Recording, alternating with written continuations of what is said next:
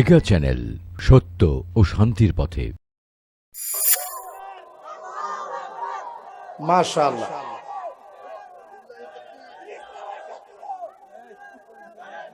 মাশাআল্লাহ, মাশাআল্লাহ। হাতগুলো নামান, থাকবেন তো ইনশাআল্লাহ। তবে স্লোগান যে আস্তে দিলেন, এতে মনে হইলো আল্লাহ জানে কত দূর থাকে। থাকবেন তো ইনশাআল্লাহ?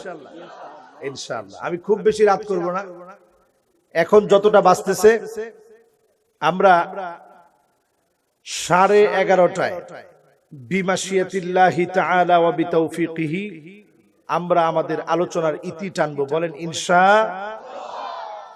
এতটুকুন সময় পর্যন্ত আপনারা কি অপেক্ষা করতে পারবেন? আলহামদুলিল্লাহ। আল্লাহ যেন আমাদেরকে কবুল করে, বলেন আমিন। আল্লাহ রাব্বুল আলামিন ইরশাদ করেন, ইকতারাবা লিন-নাসি হিসাবুহুম ওয়া হুম ফি গাফলাতিন মু'রিদুন।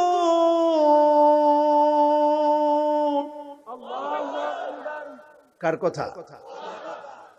আল্লাহ পাক জানায় দিলেন, দুনিয়ার মানুষেরা শোনো, হিসাবের দিন তোমাদের সন্নিকটে চলে আসছে। হিসাবের দিন তোমাদের জন্য নিকটবর্তী। হিসাবের দিন যত তোমাদের নিকটে চলে আসছে, তত বেশি তোমরা হিসাবের দিনটাকে ভুলে যাচ্ছ, ঠিক না বেঠি? এই আয়াতটাকে সামনে এনে গোটা পৃথিবীর দিকে তাকাবেন, শুধু বাংলাদেশের দিকে না। 2020 সন এখন আমাদের চোখের সামনে। হিসাবের দিনটা কত নিকটবর্তী একটু হিসাব করেন। আজ থেকে 1450 বছর আগে আল্লাহর হাবিব দুইটা আঙ্গুল এভাবে দেখিয়ে বলেছেন, আনা ওয়াসসাব,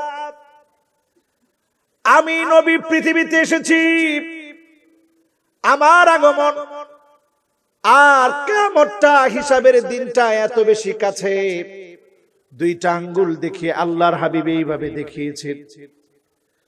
সূরা আম্বিয়া নাজিল হওয়ার পরে, সূরা আম্বিয়া নাজিল হওয়ার পরে সাহাবায়ে কেরাম কান্নায় ভেঙে পড়লেন।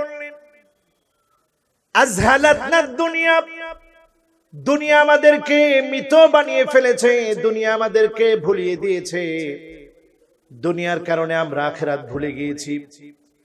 সাহাবায়ে কেরাম কান্নায় ভেঙে পড়লেন, দুনিয়া চাই না।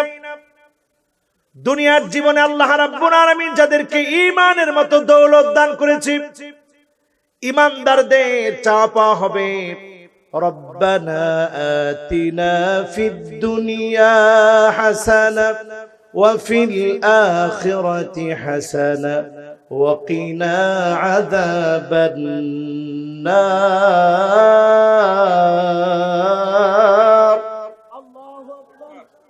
এক নম্বরে চাইতে হবে আল্লাহ দুনিয়ার কল্যাণ চাই। 2 নম্বরে আল্লাহর কাছে বলতে হবে, আল্লাহ আখিরাতের কল্যাণ চাই। আর আখিরাতের কল্যাণ তো তখন হবে, ওয়াকিনা আযাবান নার,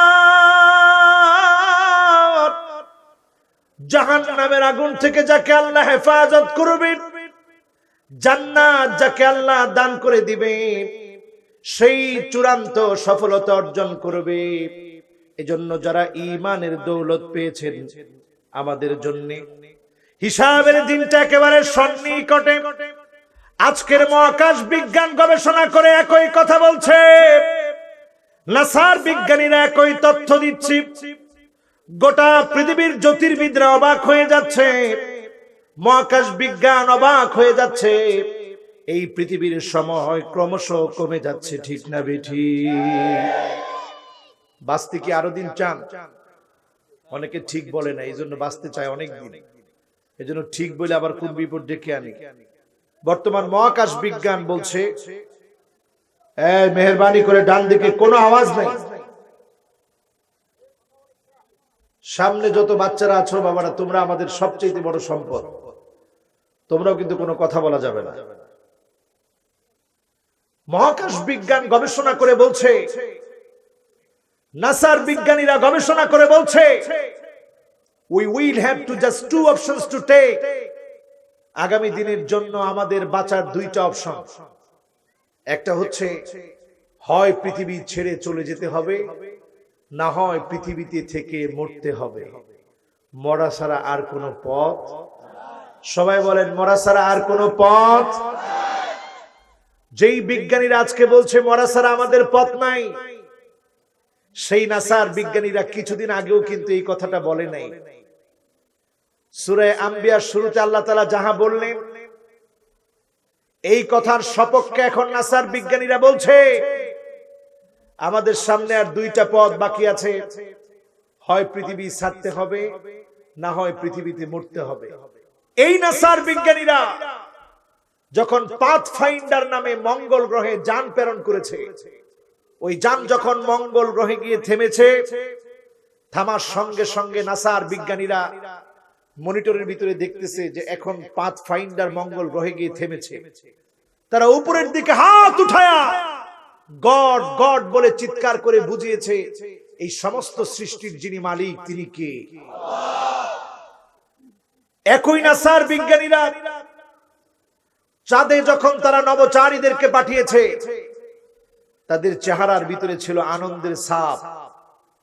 কিন্তু 30 এপ্রিল স্কাই নিউজ নামে পত্রিকার ভিতরে নিউজ হয়েছে নাসার এই বিজ্ঞানীদের মুখে এখন আর হাসি নাই, তাদের কপালে গভীর চিন্তার ছাপ। এখন তারা মহা চিন্তায় পড়ে আছে। যাদের চিন্তার পিছনে কারণ হচ্ছে তারা দেখতে পাচ্ছে এই পৃথিবীর দিকে ধেয়ে আসতেছে একটা গ্রহ, যেই গ্রহের আক্রমণে এই পৃথিবী নামক গ্রহটা চুরমার হয়ে যাবে। বলেন আল্লাহু আকবার। আমার ভাইয়েরা, হিসাব কিন্তু গনিয়ে আসছে। হিসাবের দিনটাকে আল্লাহ পাক ইয়াউমুল জাযা বলেছেন, হিসাবের দিনটাকে আল্লাহ পাক ইয়াউমুত তাগাবুন বলেছেন। সেদিন মানুষগুলা ধোঁকা খেয়ে যাবে, আল্লাহর সামনে মিথ্যা বলার চেষ্টা করবে। আজকে যেমন মিথ্যা বলে, আজকে যেমন মিথ্যাচার করা হয়, আল্লাহর সামনেও মিথ্যা বলার চেষ্টা করবে। সেদিন যিনি জবান বন্ধ করে দিয়ে চামড়ার জবান খুলে দিবেন তিনি কি? وَيَوْمَ يُحْشَرُ أَعْدَاءُ اللَّهِ إِلَى النَّارِ فَهُمْ يُوزَعُونَ حَتَّى إِذَا مَا جَاءُوهَا شَهِدَ عَلَيْهِمْ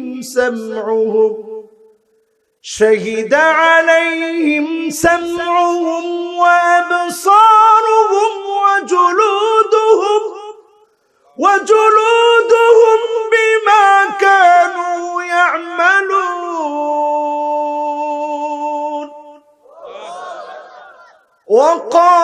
وقالوا لجلودهم لم شهدتم علينا قالوا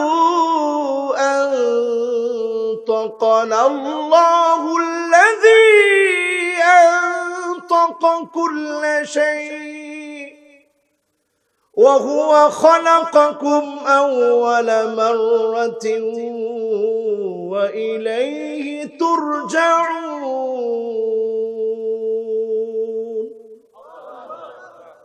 কার কথা? আল্লাহ রাব্বুল আলামিন জানায় দিলেন সেদিন আমার শত্রুদেরকে একত্রিত করা হবে, জাহান্নামের সামনে রাখা হবে। সেদিন তাদের জবান বন্ধ করে দেওয়া হবে, সেদিন তার জবান বন্ধ করে দিয়ে তার চামড়ার জবান পর্যন্ত খুলে দেওয়া হবে। লোকটা চামড়াকে ডেকে ডেকে বলবে, আদরের চামড়া, আজকে কেন আমার বিরুদ্ধে সাক্ষী দিচ্ছ? চামড়াকে বাদ দিয়ে আমরা কোনো অন্যায় করতে পারি নাই। আদরের চামড়া, আজকে কেন আমার বিরুদ্ধে দাঁড়ায় গেলি? চামড়া সেদিন বলবে, আনতাকানাল্লাহুল্লাযী আনতাকা কুল্লা শাই। আজকে আল্লাহ সবকিছুর জবান খুলে দিয়েছি। কাজী আজকে আর কোনো ছাড় নাই, আজকে আর কোনো মাফ নাই। যত অন্যায় তুমি করেছো আজকে হিসাবের ময়দানে তোমার সব অন্যায়গুলা প্রকাশ করে দেওয়া হবে। সেদিন মানুষ সবচেয়ে অভাবী হবে, সেদিন মানুষ সবচেয়ে অসহায় হবে।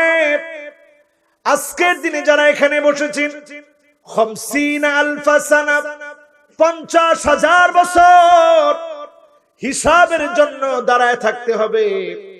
সূর্য মাথার উপরে চলে আসবে। এই কথাগুলা বললেই অনেকে মনে করে এটা অনেক পরে হবে, এখন তো আগে দুনিয়াটা অর্জন করে নি। আমার ভাইয়েরা, এই দুনিয়া আপনাকে অন্ধ বানিয়ে দিয়েছে, অথচ আমার নবীর জীবনের দিকে তাকায় দেখেন, সাহাবীদের জীবনের দিকে তাকায় দেখেন। বিশ্ব নবী, নবী কুলের সম্রাট, আয়াত যখন নাজিল হলো, ওয়ালাল আখিরাতু খায়রুল লাকা মিনাল উলা, আল্লাহর নবী সাহাবীদেরকে ডাকছে, ও সাহাবীরা, দুনিয়ার জীবনের চাইতে আখিরাতের জীবনটা সেরা হবে।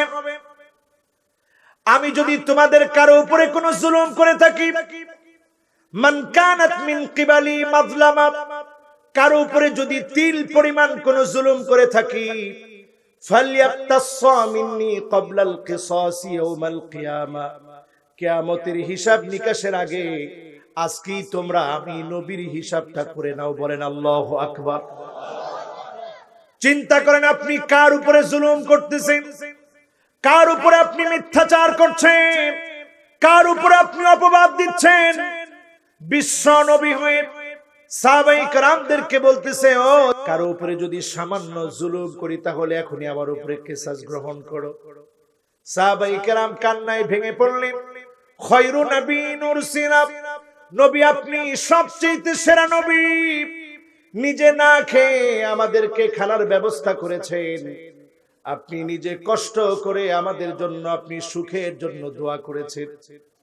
এমন নবীর ব্যাপারে আমাদের কোনো অভিযোগ নাই। আপনি কারো উপরে জুলুম করতে পারেন না। আল্লাহর নবী যদি এই প্রশ্ন করে থাকে, একটু চিন্তা করেন কার উপরে আপনি জুলুম করেছেন। প্রত্যেক জালেমের দিকে যিনি সেদিন রাগান্বিত দৃষ্টিতে তাকাবেন তিনি কে? আমরা যারা দুনিয়ায় আছি, আমরা অনেক সময় মনে করি আমার অনেক সম্পদ, ঠেকাবে কে? ঠিক কিনা? একজনে কইছে আল্লাহ। এর মনোযোগ কোন জায়গায়? অনেকে আমরা মনে করি অনেক টাকা, ঠেকাবে কে? মান ইতামাদা আলা মালিহি কল্লাব, আপনি যদি সম্পদের বড়াই করেন, মনে করেন অনেক সম্পদ আপনার, এই সম্পদের বড়াই যারা করবে স্পষ্ট বুঝে নিবেন কারুনের সম্পদ যিনি ধ্বংস করে দিয়েছিলেন তিনি কে? কষ্ট হচ্ছে আপনাদের? বলেন কষ্ট হচ্ছে? কারুনের সম্পদ যিনি ধ্বংস করে দিয়েছিলেন তিনি কে? আমার নিজের চোখে দেখেছি 55,000 একর জমি। সবাই একটু উচ্চারণ করেন, কত হাজার একর? 55,000 একর জমি। ইন্না কারুন কানা মিন কওমি মূসা ফাবাগা আলাইহিম, কারুন ছিল মূসা আলাইহিস সালামের সম্প্রদায়ের একজন, যেই কারুনকে 55,000 একর জমি দেয়া হলো। এত সম্পদ পাওয়ার পরে কারুন আল্লাহর নাফরমানি করলো। সেই নাফরমানি করার পরে 55,000 একর জমি পুরাটা মাটির নিচে এমন ভাবে বাড়িগুলা ঢুকে গেল, তছনছ হয়ে গেল পুরা জায়গাটা। আজও পর্যন্ত মিশরের ফাইয়ুম নামক এলাকায় গেলে দেখবেন পুরো এলাকাটা তছনছ হয়ে আছে। কারুনের সম্পদ মাটির ভিতরে ডুবে গেল, কিন্তু সেখানেও আল্লাহ পাক একটা ঘর আজও পর্যন্ত কালের সাক্ষী করে রেখেছেন। অবাক হওয়ার মতো দৃশ্য সেখানে গেলে, চারদিকে সব বাড়িগুলা মাটির ভিতরে ঢুকে গেছে, শুধু একটা বাড়ি ছাড়া, একটা বাড়ি আজও পর্যন্ত কালের সাক্ষী হয়ে আছে। ওই বাড়ির নাম মাবাদ কারুন। কারণ প্রথম জীবনে সম্পদ যখন ছিল না, মালিকের ইবাদত করেছিল, বন্দেগী করেছিল, এটাকে আল্লাহর কাছে এত ভালো লেগেছে, কারণ এর ওই ইবাদতকে কবুল করে ওই সময়ের ইবাদতের জায়গাটাকে আজও পর্যন্ত মানুষের জন্য নিদর্শন যিনি বানিয়ে রেখেছেন তিনি কে? মিশর গেলে দৃশ্যটা দেখে অবাক হয়ে যেতে হয়।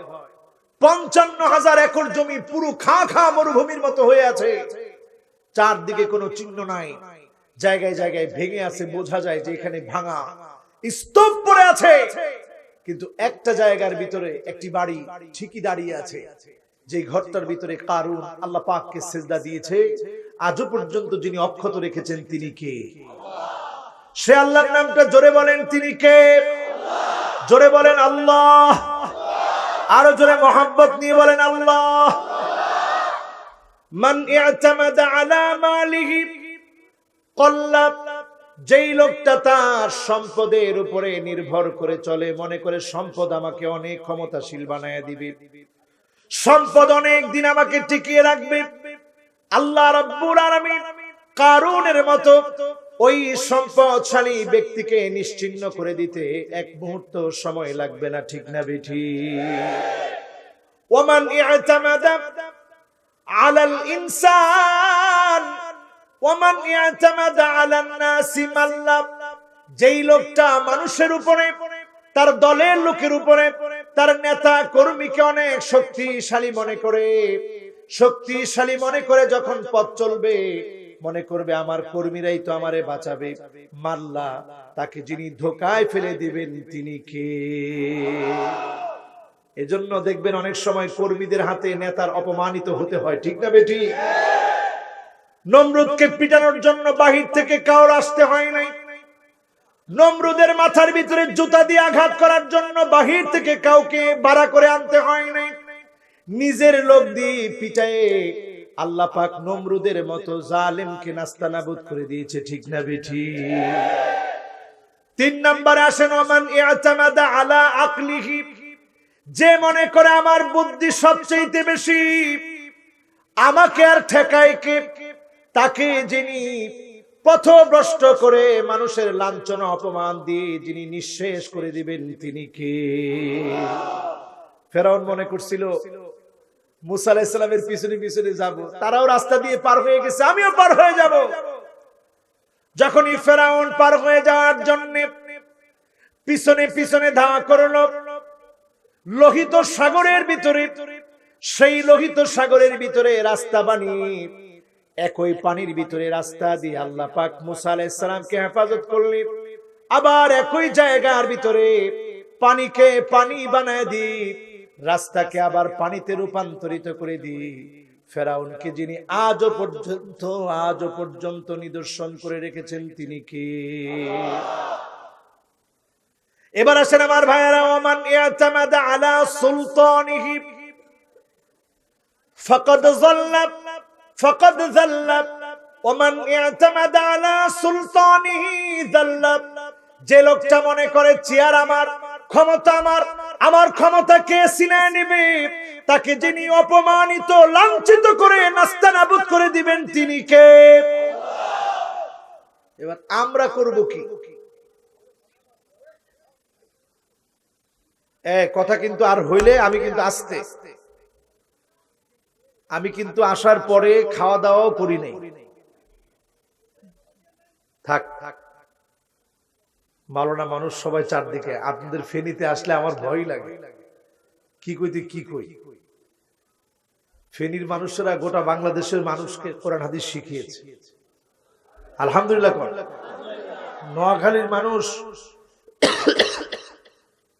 নোয়াখালীর মানুষ গোটা বাংলাদেশের মানুষকে কোরআন হাদিস শিখিয়েছে। কাজী বাবার স্টেজে কেউ কিন্তু কথা বলা যাবে না, স্টেজে কেউ কথা বলবেন না মেহেরবানি করে, আপনাদের কষ্ট হচ্ছে? আচ্ছা আমি তাহলে ইনশাল্লাহ আর আধা ঘন্টা কথা বলি, এই আধা ঘন্টার ভিতরে কেউ কথা বলেন না। দেখেন কথা হলে কি, কথা হলে কথা হারিয়ে যায়। আমি যেই কথাগুলো বলছিলাম হঠাৎ এখন হারিয়ে গেছে, এখন আপনাদের মনে করাই দিতে হবে আমি কথা কোথায় শেষ করেছি। কিও লোহিত সাগরের পরে চলে গেছে আরো কত জায়গা। হ্যাঁ কিও এই জন্য আছে হুজুর চেয়ার চেয়ার চেয়ারও তো এতক্ষণে শেষ করে ফেলাইছে, এরপরে কোনায়। হ্যাঁ আমাদের এখন কি করতে হবে, কে বলছে এটা? মাশাআল্লাহ, এই একটা শ্রোতা হচ্ছে শ্রোতা, এরকম একখান শ্রোতা হইলো কাজে লাগে যাবে আলহামদুলিল্লাহ।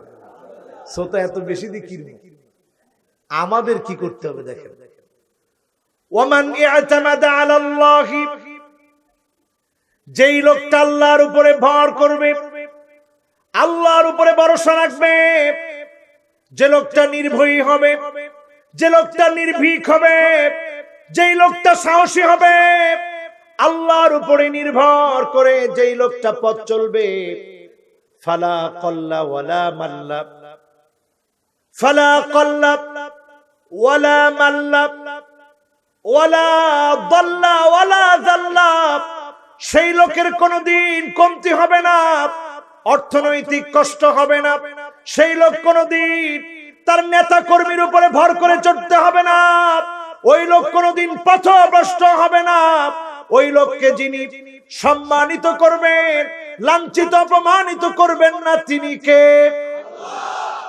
তাহলে আমাদের কাজ হচ্ছে টাকার অহংকারও করব না, নেতা কর্মীর অহংকারও নাই, জ্ঞানের অহংকারও নাই, ক্ষমতার অহংকারও নাই, আমরা পুরাপুরি নির্ভর কার উপরে? বলেন কার উপরে? যারা আল্লাহ রাব্বুল আলামিনকে আপন বানায় নিবেন, তাদের কোনো ভয় নাই, তাদের কোনো চিন্তা নাই। হিসাব যত গণিয়ে আসছে, বর্তমান পৃথিবীর বিজ্ঞান এখন মুসলমানদের দিকে আবার তাকিয়ে আছে, সবাই এখন মুসলমানদের দিকে তাকিয়ে আছে। হাজার হাজার মানুষ এখন মুসলমান হচ্ছে, খ্রিস্টান থেকে, হিন্দু থেকে, বৌদ্ধ থেকে। গণজোয়ার শুরু হয়ে গেছে, 2020-এ গণজোয়ার আরো বাড়বে, প্রতিনিয়ত যত সামনের দিকে যাবে, ইনশাআল্লাহ বিজয়ের দিনকে যিনি মুসলমানদের জন্য মুক্ত করে দিবেন তিনি কে? এমন একটা সময় আসবে ইনশাআল্লাহ, ইল্লা আদখালাহুল্লাহু কালিমাতাল ইসলাম, প্রত্যেকটা রণাঙ্গনে, প্রত্যেকটা বাড়িতে বাড়িতে যিনি কালেমার পতাকাকে বিজয়ী করে দিবেন তিনি কে? সেই চূড়ান্ত বিজয়ের জন্য এখন থেকে হিসাব করে চলতে হবে, পদক্ষেপ ফালাতে হবে হিসাব করে। এই পৃথিবীকে ধ্বংস করার জন্য দাজ্জালের প্রথম হাতিয়ার হচ্ছে মিউজিক। এখন মিউজিক আমাদের মাথায় মাথায় আছে না নাই? মাজামির আলা রুউসিহিম, মিউজিক দেখলে অবাক হতে হয়। এখন মিউজিক আর মানুষ এমনি শুনে না, বরং মাথার ভিতরে নিয়ে তারপরে ঘুরে, ঠিক না বেঠিক? আজ থেকে 50 বছর আগে কেউ কি মাথার ভিতরে মিউজিক নিয়ে হাঁটতো?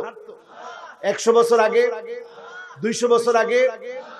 কিন্তু আজ থেকে 1450 বছর আগে ইবনে মাসউদ রাদিয়াল্লাহু তাআলা আনহুর বর্ণনা, বিশ্ব নবী জানায় দিয়ে গেলেন এমন একটা সময় আসবে মিউজিক মানুষ মাথার মধ্যে নিয়ে চলবে। সেই সময়ে মিউজিক তো মাথার মধ্যে ছিল না। 1450 বছর আগে বিশ্ব নবী যা বলে গেলেন, আজকের সময়ের সঙ্গে, আজকের এই বর্তমান সিভিলাইজেশনে, সভ্যতার এই যুগে, বর্তমানে এই প্রযুক্তির যুগে, বর্তমানে এই প্রযুক্তির বিপ্লবের যুগে 1450 বছর আগে আল্লাহর নবী যা বলে গেছেন, আজকে যখন আপনি মিলাবেন, তাকায় দেখবেন মাথার মধ্যে যুবকরা এখন মিউজিক নিয়ে ঘুরে, ঠিক না বেঠি? মিউজিক যারা নিয়ে নিয়ে ঘুরছেন আমার ভাইরা, অনেকেই মিউজিক নিয়ে ঘুরেন, নিজেকে অনেক ভালো মনে করেন। না না, মিউজিক যারা যারা শুনে, ওই যুবকরা এমন বিপদগামী হয়। মিউজিক শোনা যুবকেরা, প্রথমত মিউজিকটা হচ্ছে নফসের জন্য মদের মতো। মদ যেমন মস্তিষ্ককে বিকৃত ঘটায় দেয়, মস্তিষ্কে যেমন বিকৃতি ঘটে মদ খাওয়ার কারণে, মিউজিক শোনার কারণে যুবকদের নফসের ভিতরে বিকৃতি ঘটে যায়। নফসটা যখন বিকৃত হয়ে যায়, ওই যুবকগুলো রাতের অন্ধকারে খারাপ ভিডিও দেখার জন্য আসক্ত হয়। যেই যুবকেরা মিউজিক শুনে রাত কাটাতে চায়, কিছুক্ষণ পরেই নফসটা এমন বিকৃতি হয়ে যায়, এমন বিকৃতি ঘটে যায় নফসের ভিতরে, এমন মাতাল হয়ে যায় নফসটা। ওই যুবকগুলা খারাপ ভিডিও দেখে, খারাপ ভিডিও দেখতে দেখতে একটু পরে আখিরাতের প্রতি অনীহা আসে, কোরআনের প্রতি অনীহা আসে, ইসলামের প্রতি অনীহা সৃষ্টি হয়, আল্লাহর প্রতি তার মহব্বত কমে যায়, নবীর প্রতি তার মহব্বত কমে যায়, সর্বোপরি জিহাদের চেতনা তার মন থেকে উঠে যায়। এজন্য রাম বাম তার মাথার মধ্যে চেপে বসে, ঠিক না বেঠিক? হিসাব মিলিয়ে দেখবেন সেই বদর প্রান্তে নবী করিম সাল্লাল্লাহু আলাইহি ওয়াসাল্লাম সাহাবায়ে কেরামদেরকে নিয়ে মসজিদ আরিশের ভিতরে সিজদা অবনত। রাসূল করিম সাল্লাল্লাহু আলাইহি সাল্লাম সাহাবায়ে কেরামদেরকে নিয়ে সিজদা অবনত হয়ে কাঁদেন আল্লাহর কাছে। আর অপোজিটে কাফেররা যারা হামলা করতে এসেছে মুসলমানের বিরুদ্ধে, তারা তাদের হাতিয়ার হিসেবে সেই সময় তারা মিউজিক বেছে নিয়েছিল। তারা সেখানে ডোল বাজিয়ে মিউজিক দিয়ে মানুষগুলাকে জাহান্নামের পথে নিয়েছে। আর নবীজি সিজদা দিয়ে দিয়ে সাহাবায়ে কেরামকে আল্লাহর জান্নাতের দিকে ডেকেছে। বলেন আল্লাহু আকবার। এজন্য যারা আজকে আমার মাহফিলে এসেছেন, তাওবা করতে হবে। মিউজিক কানের ভিতরে নিবেন না। দাজ্জাল এই পৃথিবীতে আসার আগে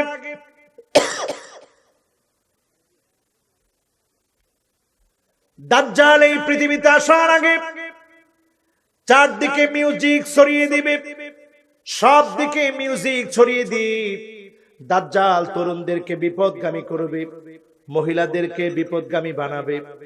ইহুদি মহিলাদের 7 ধরনের চরিত্র। কয় ধরন? সবাই কোন কত? একটু আঙ্গুল উঠায় বলেন তো কত দেখি। 5 আর 2 7, 5 আর 2 5 আর 2 এই 7। ইহুদি মহিলাদের বৈশিষ্ট্য 7টা। জাহান্নাম কয়টা? আরো আসতে কোন? এই 7টা বৈশিষ্ট্য এখন দাজ্জাল আসার আগেই পুরোপুরি হবে পৃথিবীতে। এখন মিলায় দেখেন তো, আপনাদের কি জানি জায়গার নাম, দাগন ভুইয়া, দুধমুখা, চণ্ডীপুর, এত ভালো একটা জায়গা। আমি আগেই প্রশংসা করছি, এলাকার মানুষ মানুষকে ইসলাম শিখিয়েছে। কিন্তু এবার মিলায় দেখেন যে 7টা খারাপ বৈশিষ্ট্য ইহুদি মহিলাদের ছিল, দাজ্জাল আসার আগে সব দিকে সয়লাভ হয়ে যাবে।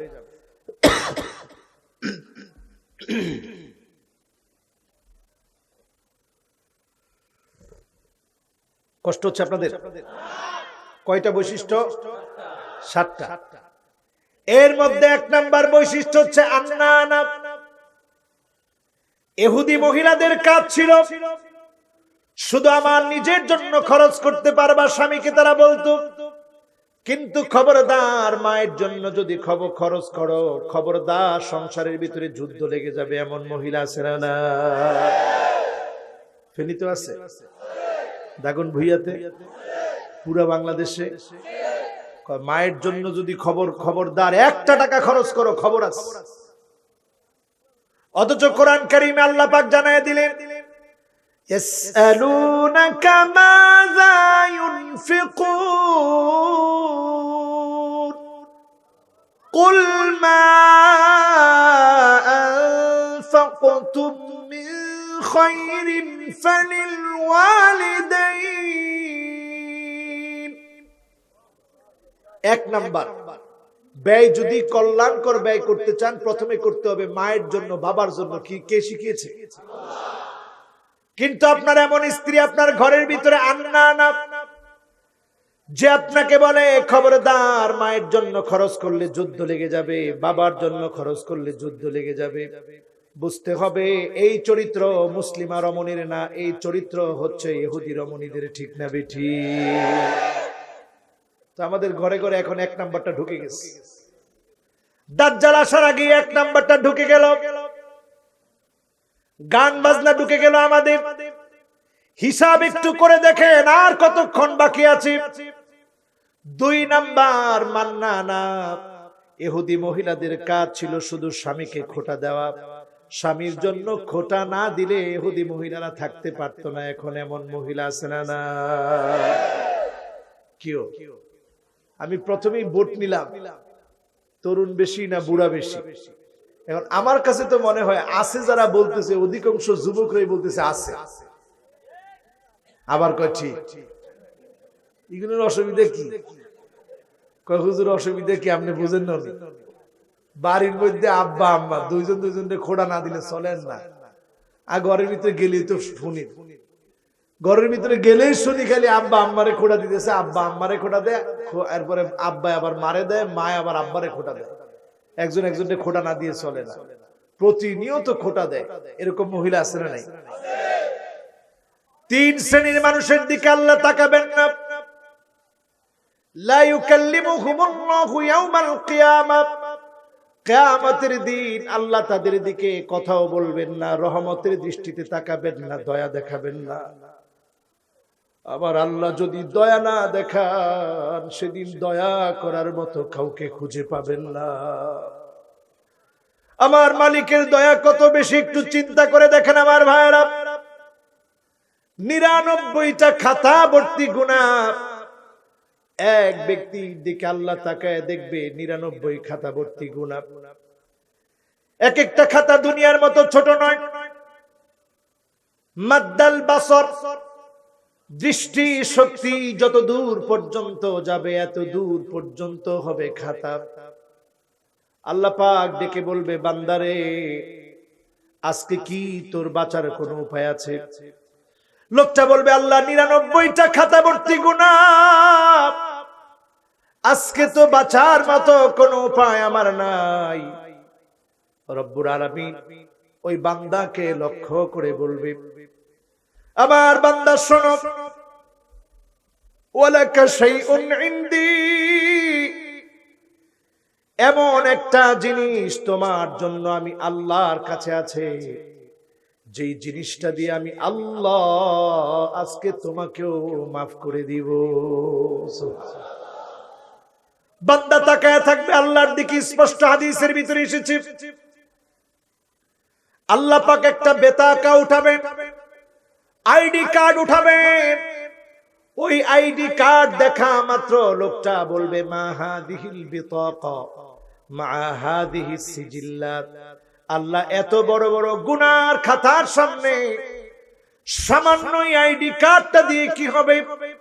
আল্লাহ বলবে, বান্দা এটা ওই আইডি কার্ড, ওই যে তুই পড়েছিলি লা ইলাহা ইল্লাল্লাহ, আমি এই আইডি কার্ডটা রেখে দিয়েছি। লোকটা বলবে, মা হাদিহিল বিতাকা মা হাদিহিস সিজিল্লাত, এই আইডি কার্ড দিয়ে আজকে কি করে আমি মাপ পাবো? 99টা খাতা ভর্তি আমার গুনাহ। আল্লাহ পাক এক পাল্লার ভিতরে 99টা খাতা রাখবে, অন্য পাল্লার ভিতরে আইডি কার্ডটা রাখবে।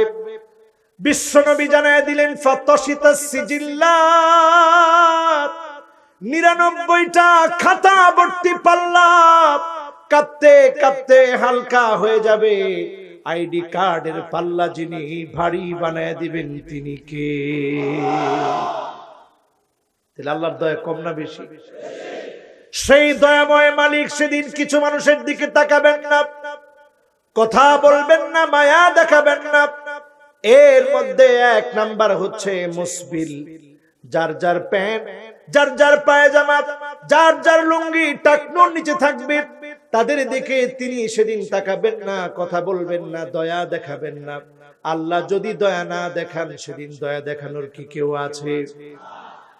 তো প্যান্ট কোথায় বলেন? প্যান্ট কোথায়? হুজুর কিরমো প্যান্ট যদি টাকনুর উপরে পড়ি, তাহলে তাকায় তাকায় চিন্তা করে এটা না জানি কি করে। এরকমও লোক আছে না নাই? কত বড় মূর্খ, কত বড় অপদার্থ হলে আপনি প্যান্ট উপরে পড়লেই মনে করেন এই লোকটা না জানি কি করে। ঠিক না বেঠিক? এজন্য খবরদার, চরিত্র পরিবর্তন করেন আমার ভাইয়েরা। যারা প্যান্ট টাকনুর উপরে পড়ে তাদেরকে আপনি বন্ধু বানান, তাদের কাছ থেকে আদর্শ নেন। যার প্যান্ট, যার পায়জামা, যার লুঙ্গি টাকনুর নিচে, তাকে টাকনুর উপরে উঠাতে বলেন। ঠিক না বেঠিক? গেল এক। 2 নাম্বার আল মান্নান, যে লোকটা খোটা দিবে তার দিকে যিনি রহমতের দৃষ্টিতে তাকাবেন না তিনি কে? 3 নাম্বার এমন কিছু ব্যবসায়ী বিহালাফিন কাযিব, যেই ব্যবসায়ীরা মিথ্যা কসম করে করে ব্যবসা বাণিজ্য করে, তাদের দিকে যিনি তাকাবেন না, কথা বলবেন না, দয়া দেখাবেন না তিনি কে? আজকে একটা ব্যবসায়িক সিস্টেম শিখিয়ে দিই, অসুবিধা হবে? মনে করেন বাজারে আপনার খুব সুন্দর একটা কাপড়ের দোকান আছে, এখন সেখানে কাপড় কেনার জন্য একজন লোক আসছে, এসে বলতেছে ভাই আমার স্ত্রীর জন্য একটা ইন্ডিয়ান শাড়ি লাগবে। কি শাড়ি? আপনাকে বললো ভাই একটা ইন্ডিয়ান শাড়ি দেন, আপনি বললেন হ্যাঁ আসেন আসেন বসেন, খুব